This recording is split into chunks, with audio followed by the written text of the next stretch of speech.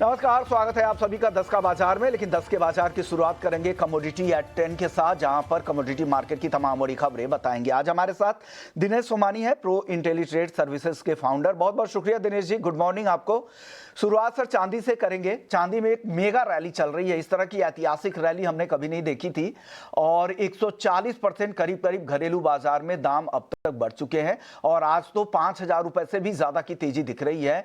2,14,000 रुपए के ऊपर का नया हाई लगा है और 6 महीने में ही करीब करीब चांदी के दाम 100%, 3 महीने में 55% से ज्यादा की तेजी आ चुकी है। सबसे बड़ी वजह बताई जा रही है कि यहां पर लंदन के मार्केट में डेफिसिट की स्थिति है। जितने भी मेजर एक्सचेंजेज हैं उनके वेयरहाउसेस में स्टॉक कम हो रहे हैं।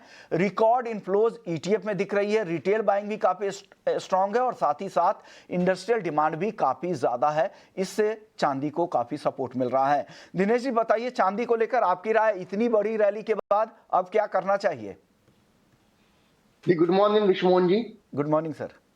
बिल्कुल बेशुमार तेजी और एक तरफा तेजी 1979 के बाद पहली बार ऐसी तेजी देखने मिली है और ऐतिहासिक साल रहा चांदी के निवेशकों के लिए। ऑलमोस्ट 165% की तेजी सालाना इसमें दर्ज हुई है। मुझे लगता है जो मोमेंटम अभी स्टार्ट हुआ है यदि और कंटिन्यू रहने की पूरी पूरी संभावना है। 2,14,000 का लक्ष्य मेरे पिछले वीक फ्राइडे का था, वो मंडे आया, 2 दिन डिले हुआ, पर ये मोमेंटम मुझे लगता है और कंटिन्यू कर सकता है। 2013 के 2,13,000 के आसपास आज भी एक डिप मिलता है, इसमें दोबारा खरीदारी आ सकती है। 2,17,000 पर इसका पहला रेजिस्टेंस है। मुझे लगता है वहीं के आसपास कहीं चांदी थोड़ा सा ब्रेक ले सकती है। वहां से दोबारा 2,05,000 के आसपास आएगी, वहां से दोबारा एक बार बाइंग बनेगी। अनलेस एंड अनटिल 1,90,000 का लेवल ये तोड़ता है, इसमें मंदी का रुख नहीं करना चाहिए। 1,90,000 इंटैक्ट है, इसमें मंदी ना करे, ये सलाह दिनेश जी की तरफ से है।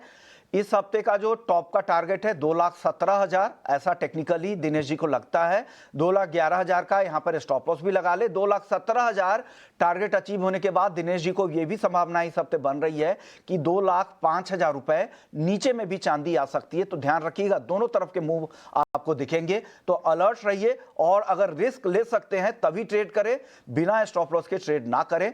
यह सलाह हमारी तरफ से भी है आपको। गोल्ड सर बताइए, गोल्ड ने भी नया हाई लगा दिया है, स्पॉट में भी नया हाई लगते देख रहे हैं। क्या लग रहा है सर, गोल्ड में भी और भी बड़ी तेजी यहां से देख रहे हैं? गोल्ड के लिए कौन कौन से लेवल्स है जो मैं नोट कर लूं? जी बिल्कुल, 4370 का ये ऑल टाइम हाई था जो आज इसने क्रॉस किया है और अच्छा सस्टेन भी कर रहा है। जियोपॉलिटिकल टेंशन बढ़ रही है, यूएस और वेनेजुएला के बीच में जो टेंशन तनाव बढ़ रहा है वो भी इसके रैली को फ्यूल कर रहा है। सेकेंडली जो इन्फ्लेशन डेटा था वो भी घटकर आया है, जो यह दर्शाता है कि आने वाले साल में शायद 2 ब्याज दरें और कट हो सकती है। ये भी प्राइसेस को फ्यूल कर रही है। तो मुझे लगता है कि गोल्ड का जो नेक्स्ट मोमेंटम है अभी जस्ट स्टार्ट हुआ है। 1,35,350 के आसपास इंट्राडे में और या मौजूदा स्तर पर भी आप गोल्ड बाय कर सकते हो। 1,36,900 के अपसाइड टारगेट इस वीक के एंड तक हमें देखने मिल सकते हैं और मात्र 1,34,850 का इसमें आप स्टॉप लॉस मेंटेन करें। ओके, तो 1,35,350 अच्छा सेफ जोन है बाई करने के लिए। अदरवाइज आप करंट लेवल पे भी खरीद सकते हैं। 1,36,900 का इस हफ्ते का टारगेट यहां पर दिनेश जी को ने दिया है। 1,34,850 आपके लिए स्टॉप लॉस का लेवल है। चलिए बात करते हैं मेटल्स की। बेस मेटल्स में आज अगर देखें तो यहां पर भी खरीदारी अच्छी दिख रही है। आपको क्या पसंद आ रहा है बेस मेटल्स में जहां पर एक्शन ज्यादा दिख सकता है? दिनेश जी, आपकी टॉप कॉल। बिल्कुल चौतरफा हरियाली छाई है पूरे एमसेक्स के सारे आइटम्स में। अगर आप देख लो तो मुझे लगता है मौजूदा स्तर पर 1122 रुपया कॉपर का बढ़िया लेवल है बाय करने का। 1111 का स्टॉप लॉस लगाए। 1135, 1147 इस वीक एंड तक देखने मिल सकता है। साथ ही साथ एल्यूमिनियम में, एलएमई में भी बड़ा ब्रेकआउट मिला है और इंडियन मार्केट में भी 282 का अच्छा खासा ब्रेकआउट मिला है। आई थिंक मौजूदा स्तर पर 285 के आसपास एल्यूमिनियम बाय करे। 291, 297 के लक्ष्य और 281 का स्टॉप लॉस। अल्मोनियम 291 से 295 तक का टारगेट और यहां पर कॉपर भी खरीदारी की सलाह है जो 1147 से 1135 तक के टारगेट है। लेवल्स दिनेश जी ने ही शेयर किए हैं और 11 यानी 1111 का स्टॉप लॉस भी यहां पर लगाना है। सर, क्रूड में रिकवरी की कोशिश हो रही है। एक तो यूएस वेनेजुएला लगातार यहां पर टसल चल रहा है, टैंकर्स भी यूएस की तरफ से जब्त किया जा रहा है। दूसरी तरफ जो यूक्रेन की तरफ से रूस के टैंकर पर हमला हुआ, इससे और ज्यादा तनाव बढ़ने का अब डर बढ़ गया है। क्या लग रहा है, कच्चे तेल में एक रैली वापस से लौट सकती है क्या? जी बिल्कुल, ये तनाव भरी जो सिचुएशन निर्माण हुई है, इससे मुझे लगता है शॉर्ट टर्म टेम्पररी स्पाइक मिल सकता है।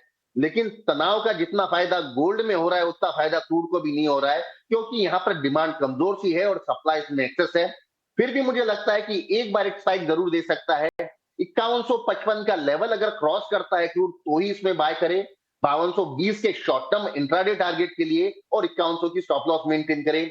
बहुत ज्यादा अत्यधिक तेजी भी हाल फिलहाल नजर नहीं आती है मुझे, बट हाँ, इंट्राडे शॉर्ट टर्म के लिहाज से निश्चित तौर से 5155 के ऊपर बाइंग बनती ये 5155 के ऊपर इंट्राडे, और इस हफ्ते के लिए थोड़ी पॉजिटिविटी दिख रही है, कुछ रिकवरी यहां पर आ सकती है, लेकिन बड़ी तेजी इसलिए नहीं है, एक तो मार्केट ओवर सप्लाइड है और डिमांड उस हिसाब से है नहीं। एनजी की शुरुआत अच्छी हुई है सर, 1.25% ऊपर है हफ्ते के पहले दिन। क्या इस हफ्ते अच्छी तेजी की उम्मीद रखनी चाहिए एनजी में? ये एक पॉसिबिलिटी बिल्कुल रूल आउट नहीं हो सकती है। ऊपर के लेवल से करीब करीब 140 रुपया नीचे आया है ये।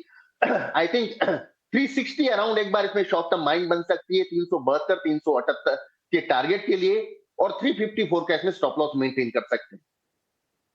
सर एग्री मार्केट में आपको क्या पसंद आ रहा है, क्योंकि एग्री में भी आज ठीक ठाक एक्शन दिख रहा है और ग्वारसीड ग्वारगम वापस से सेंटर स्टेज में आ रहे हैं, 3.5% ऊपर है, यहां से और खरीदारी की उम्मीद करें क्या? जी बिल्कुल, सब कुछ पसंद आ रहा है एग्री मार्केट में, और खासकर जो बढ़िया लेवल है वो निवेशकों के लिए जीरा की अभी है। जीरा में मैं एक्सपेक्ट कर रहा हूं कि शायद स्विंग गुजरात में कुछ हद तक के घटके निकल सकती है, राजस्थान में भी कमजोर स्विंग आ सकती है। अराइवल का प्रेशर थोड़ा सा ईज होता है और डिमांड निकल कर आती है, तो मुझे लगता है कि सबसे सेफ जोन जीरे का लगता है।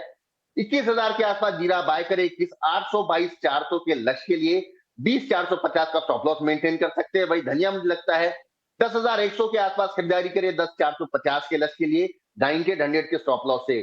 ग्वारसीड ग्वारगम में एक बड़ा मूव आया है, करीब करीब 18 से 20% की तेजी 15 से 20 दिन में आई है। मुझे लगता है कुछ ठहराव यहाँ पर निश्चित तौर से आना चाहिए। 5800 की ग्वार सीड अभी बाय करने से थोड़ा सा बचना चाहिए। 5500-5600 की रेंज आने दीजिए, फिर दोबारा इसमें निवेश का मौका। और सर जीरा आपने बता दिया, ग्वारसीड ग्वारगम बता दिया, धनिया और हल्दी को लेकर आपका कन्विक्शन क्या कह रहा है, किस तरफ की चाल आपको ज्यादा दिख रही है? बिल्कुल, धनिया बहुत ज्यादा स्ट्रांग है, फंडामेंटल भी टेक्निकल भी, कैरी फॉरवर्ड स्टॉक कम है। आने वाले समय में इंपोर्ट भी कम होने की संभावना है, एक्सपोर्ट बढ़ने की संभावना है, तो ओवरऑल फंडामेंटली टेक्निकली सबसे स्ट्रांग मुझे धनिया लगता है। आई थिंक 10,100 के आसपास धनिया निश्चित तौर से बाय करना चाहिए, 10,340 के लक्ष्य के लिए, 9940 का स्टॉप लॉस इंट्राडे। हल्दी मुझे लगता है कि 15,400 के स्टॉप लॉस की बाइंग बने रहनी चाहिए। वही कॉटन सीड ऑयल के जो एग्री कमोडिटी का भी थोड़ा सा स्ट्रॉन्ग सेक्टर निकल कर आ रहा है। आई थिंक 3010 के अराउंड कॉटन सीड ऑयल के जनवरी बाय करना चाहिए, 3080 के लक्ष्य के लिए 2980 का स्टॉप लॉस। शुक्रिया दिनेश जी, ये पूरी राय देने के लिए नॉन एग्री और एग्री मार्केट को लेकर। जाने से पहले सर डिस्क्लेमर दे दे, जो भी राय आज आपने दी है कमोडिटी मार्केट से रिलेटेड।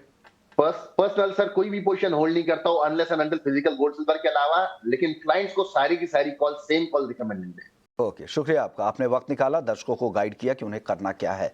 चलिए वक्त है ब्रेक का, ब्रेक के बाद लौटेंगे तो मार्केट महारथी सेगमेंट का रुख करेंगे, जहां पर दिग्गज एक्सपर्ट्स आपको बताएंगे कि बाजार की मौजूदा चाल किस तरह की है, क्या कुछ नए थीम बाजार में प्ले आउट हो सकते हैं, आपको क्या नजर रखनी चाहिए, बताएंगे आपको ब्रेक के बाद। जल्द लौटते हैं।